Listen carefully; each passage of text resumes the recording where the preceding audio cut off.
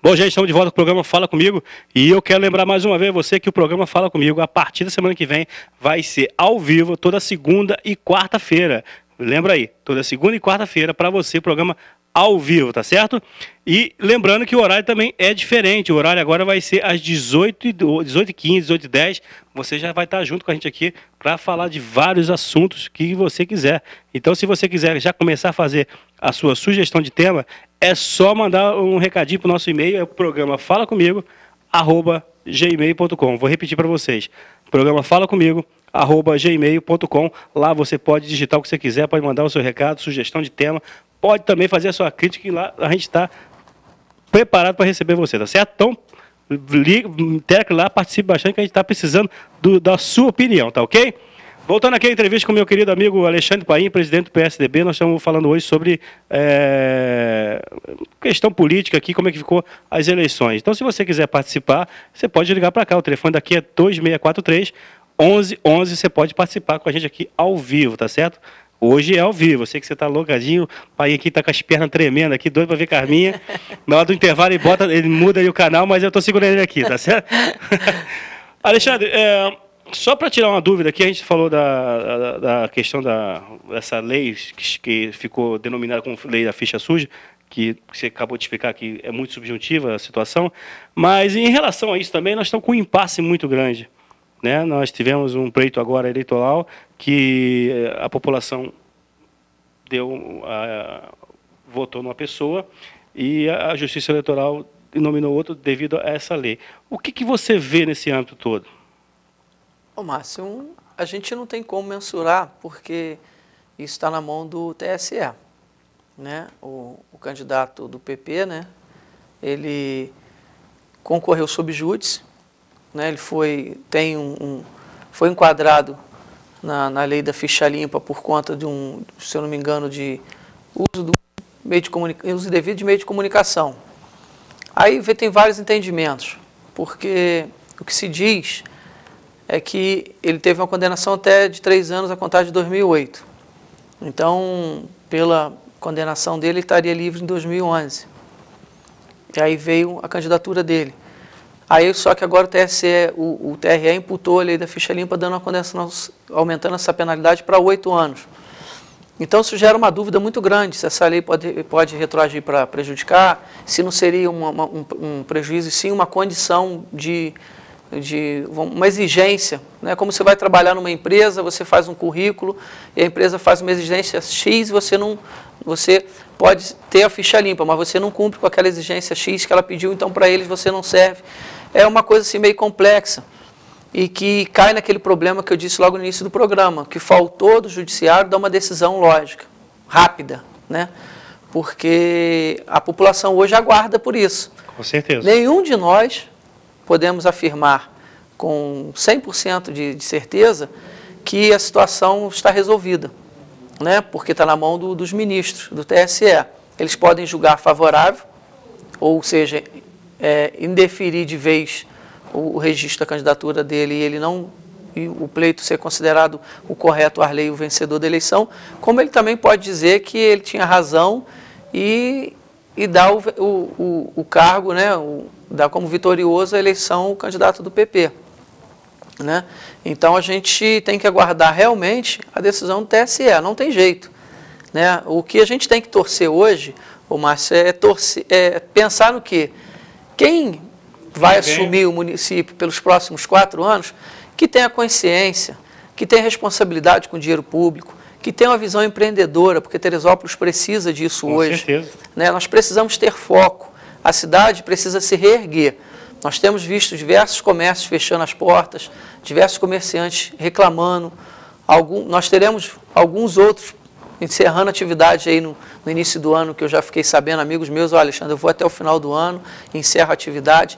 Então nós não podemos ficar nesse comodismo de achar que a coisa está ruim e que não tem mais jeito. O que nós temos que pensar? Seja quem for o prefeito que tome posse no dia 1º de janeiro, que ele tenha consciência que ele tem uma grande responsabilidade nas mãos em enxugar a máquina administrativa, em trabalhar com ela tecnicamente, né, porque existe a parte política de uma administração pública e existe a parte técnica. Então nós temos que pensar o quê? Tecnicamente na Prefeitura de Teresópolis hoje, trabalhar ela com a visão empreendedora, trazer o crescimento econômico para a cidade de novo. Porque é através do crescimento econômico que nós vamos começar a dar a volta por cima em outros setores. Com certeza. Né? Coordenar a administração pública da parte da saúde, fazer uma administração mais enxuta, mais certinha, né? Educação, fazer um bom trabalho na educação e começar a trabalhar com foco. Porque não adianta também a gente querer tirar para tudo quanto é lado. Porque às vezes você acaba perdendo foco e não acaba resolvendo nada. Nós não vamos conseguir abraçar tudo. Com certeza. Você que anda pela rua, você participou muito fez sua campanha, você acha que a população teresopolitana está ansiosa? Porque ela vem passando por momentos, assim, muitos anos atrás, assim, do outro governo, por problemas que a gente já conhece. Não vale mais a pena citar, porque todo mundo já conhece, né? Passamos também por uma tragédia, né, climática. Agora, de novo, agora em abril, de novo, mais uma que prejudicou boa parte do comércio. Então, a população, eu vejo a população, pelo menos onde converso, que eu ando, uma população muito ansiosa, entendeu? E essa situação que está entre... Você acha que pode prejudicar, aliás, eu acredito que pode prejudicar um futuro governo, porque nessa época já poderia estar correndo atrás de alguma ajuda? Eu acho que não é nem só ansiosa, como tensa. Tensa. A população de Teresópolis hoje está tensa. Você vê pela campanha eleitoral, a campanha não empolgou, de lado nenhum. Quando a gente fala que a campanha eleitoral desse ano foi atípica, ela foi atípica. Foi uma eleição que não empolgou. Você não via o eleitor nas ruas brigando por um candidato, ou feliz com a eleição. O que a gente via era muita reclamação da poluição sonora, reclamação da poluição visual. As pessoas não queriam pegar o material de campanha na rua, né? Não houve muita discussão de proposta. Eu acho que o fato, por exemplo, de nós não termos o horário na televisão prejudica o eleitor de saber a informação correta sobre os candidatos, sobre a qualidade técnica dos candidatos, sobre as propostas, as intenções dos candidatos. Então, tudo isso levou que a população não se empolgasse muito com a eleição, e agora saiu o resultado, e a cidade está com um clima, parece que tenso, amarrado, preso, as pessoas estão com uma incerteza quanto ao futuro da cidade. Então, por isso que é importante, né, e eu vejo com bons olhos isso, que nós vamos começar mais 4 anos de governo, né, e seja o prefeito que for, mas vamos botar a cidade para cima, vamos trabalhar ela com seriedade, com transparência, né, voltado com a política pública para trazer realmente o crescimento para a cidade. O turismo, a gente precisa reinvestir no turismo, fazer um calendário de eventos para que a cidade se torne uma condicional das pessoas estar sempre vindo. Eu acho que o evento, quando você cria um evento na cidade, você, por exemplo, você programa aquele evento. Então, ele teve um resultado. No ano seguinte, aquele evento tem que ter um resultado melhor. Melhor, com certeza. Você tem que crescer o evento. Então tem que ter gente lá com essa visão, que pare e pense. Por exemplo, você não pode fazer um evento num ano que faça um mega evento e no outro ano o evento se reduza. Reduz, né? Porque você mata aquele evento, você acaba deixando ele para baixo. Então o certo é que você tem que fazer o melhor ou no mínimo igual. No mínimo igual, isso é verdade. Você tem que ter algum diferencial, porque se você faz o evento todo ano a mesma coisa, cai na rotina. Então você passa a não fazer o atrativo, não tem o resultado que você precisa. Então você tem que ter eventos que vão fazer cada vez melhores, com outras novidades, agregando outros valores, para que esses eventos consigam atrair mais turistas, mais pessoas de fora, para movimentar a economia local. Né? Resgatar os pontos turísticos, já são poucos, mas precisamos resgatar isso. A pessoa vai ter que ter a noção, por exemplo, em 2013 nós já teremos a Copa das Confederações. É só em junho. Né? Depois nós vamos ter Copa do Mundo, Olimpíadas. Então nós temos aí um calendário de eventos a nível Brasil que nós podemos tirar assim um proveito. Nunca, quer dizer, como diz o nosso famoso presidente Lula, nunca na história do país nós tivemos tanta oportunidade. Claro, temos a oportunidade de explorar. Né? Precisamos de pessoas que tenham esse tipo de visão e que queiram fazer, né? Independente de quem seja, mas que precisa ser feito, precisa. Eu acho que a cidade hoje ela está estagnada, é uma questão de recuperação pelo tamanho da catástrofe que nós sofremos, tanto administrativa como de atmosférica. Climática, né? A climática é normal que se tenha uma estagnada no município, que pare, que tudo, que trave, mas eu acho que nós não podemos ficar pensando no que passou. Eu acho que temos que pegar, sim, o que passou e usar aquilo como um aprendizado. Saber que errou, saber que prejudicou muito, que nós fomos muito prejudicados, mas pegar o que nós aprendemos e transformar aquilo em acerto. Com certeza. Então, nós temos essa obrigação para os próximos 4 anos. Desejo até sorte, né, a quem assumir, quem tomar posse em dia 1º, para que faça realmente um bom governo, que tenha essa responsabilidade com nós, teresopolitanos, aqueles que escolheram Teresópolis para viver, né, porque a pessoa, quando nasce no município, você é filho da terra. Filho da terra. Mas a pessoa que escolhe morar naquele município também era tão importante quanto nós, porque ela escolheu morar na nossa cidade, ela escolheu vir partilhar conosco o nosso espaço. Então, se o próximo governante, e isso é uma opinião que eu tenho, ele tem que parar a cidade e começar a pensá-la como um todo, vista de cima, para que ela possa ser expandida para os lados, para que a gente tire aquele sufoco do miolo, para começar a pensar a cidade expandindo ela para o 2º distrito, 3º distrito, para o bairro do Alto, que tem uma infraestrutura boa. Nós temos que planejar a cidade, talvez aí para 30, 40 anos à frente. Nós sabemos que o poder público, ele trabalha com um plano plurianual que é de 4 anos. 4 anos. Mas não impede de você já começar a ter uma visão um pouco mais ampla, né? Com certeza. Para que você cubra as deficiências que nós teremos daqui a uns anos. Nós estamos com 163 mil habitantes.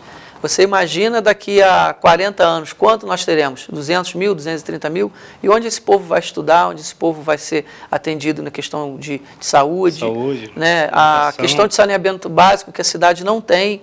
Nós não coletamos hoje 1 metro cúbico de esgoto. Então, nós precisamos implantar a questão da coleta e tratamento de águas de esgoto da cidade. É complicado, né, a gente falar sobre esse tipo de coisa, porque são coisas que realmente como você falou, o candidato ele faz um projeto para 4 anos e alguns deles trabalham até para 8. Né, pensando em 8. Mas tem que ser feito, Márcio, porque, por exemplo, você pensa, o que acontece? Se você começar a pensar a cidade, vou trabalhar ela para 4 anos, pensando numa reeleição, você nunca vai conseguir fazer um planejamento longo ou um investimento longo nesse nível. Porque em 4 anos você não constrói a rede de esgoto na cidade, de coleta de esgoto. Você vai ter que fazer um trabalho amplo. O município com recurso próprio não faz. Com certeza que não. Precisa do Estado, precisa do governo federal. Então isso faz parte de um planejamento a longo prazo. Ainda que não vai ser o prefeito que vai ficar nos próximos 4 anos, não vai conseguir terminar, mas ele deu início. Na verdade, você está sugerindo que ele trabalhe para Teresópolis, não trabalhe com reeleição, na verdade. Nós precisamos pensar na cidade como um todo. Não adianta pensar na cidade só para 4 anos para reeleição. Temos que pensar. Porque se você não começar a fazer agora, nós vamos passar mais 20 anos e ninguém vai fazer. Ninguém vai fazer nada. Então temos que colocar o primeiro tijolo. Colocamos o segundo, o terceiro, até que a parede fique pronta. E é assim, é o primeiro passo. Então, o que vai muito nessa importância é o foco. Por isso que eu disse um pouco antes aqui, tem que ter foco. O foco agora é vamos reconstruir, vamos reativar, ou pegar a Secretaria de Turismo e vamos investir no turismo, vamos bombar a cidade. Então, temos que ter esse foco. É isso aí. Apurar o resultado e depois dar continuidade nele. Né? O pessoal da Secretaria de Obra vai pegar, a obra agora aqui, nós vamos transformar a cidade aqui, então vamos fazer. Mas tem que ter um planejamento, isso tem que ser posto no papel, não adianta fazer de boca, de cabeça, ideia que surgiu na hora. Pois é. Entendeu? Você está falando, a gente está falando muito assim do poder executivo, mas nós temos um poder tão especial, tão importante quanto o poder executivo, que é o poder legislativo. Nós agora tivemos uma mudança muito grande, foram 8 cadeiras que foram trocadas. Né? Como é que você enxerga essa mudança bruta? Foi realmente a vontade do povo? Foi erro de coligação? O que você acha? Então, são diversos fatores que influenciam na mudança da Câmara, né? Desde a rejeição de alguns, você viu que tiveram votações expressivas na eleição de 2008 e foram um fracasso. Alguns, né? Alguns foram fracassados nessa eleição. Outros tiveram votação até superior de quem foi eleito, mas por um erro de coligação, ou porque o partido ali na hora não achou que faria e não conseguiu fazer. Né? E o povo também, acho que deu um pouco de resposta nas urnas do que eles queriam. Eu acho que a política, eu sempre falei, já falei em diversos outros programas com você, que a política ela tem que ser como uma empresa. Você contrata um funcionário, ele não respondeu a contento aquilo que você imaginava, você substitui aquele funcionário. Sim. Então a política tem que ser assim, cara. Você bota um candidato lá, o candidato vem, te promete, conversa, te explica, te vende a ideia dele, você acredita naquilo.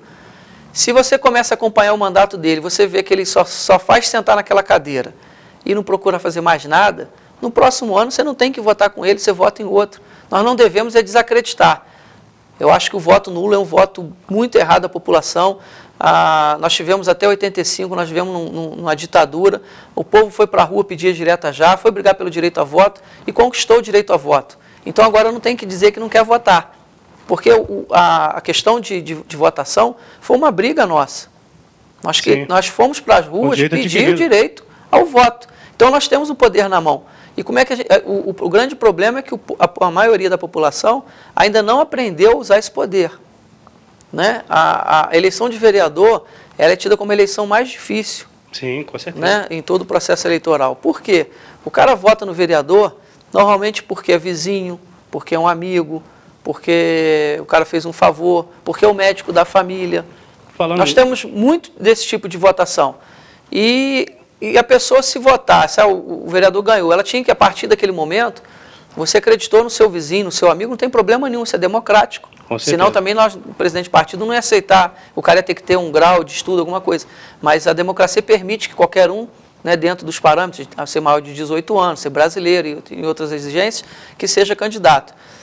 Só que o povo tem que passar a ter obrigação e até ter uma consciência de acompanhar o mandato de cada vereador, não só daquele que ele elegeu, como os outros que estão lá. Uhum. Por quê? Você passando a fazer isso, a Câmara vai funcionar muito melhor, porque a Câmara vai passar a cumprir com o seu papel de fiscalizadora, de brigar para que o Poder Executivo faça aquilo que a lei determina, vai renovar o ordenamento jurídico, favorecendo a população, em uma série de fatores que vai acontecer.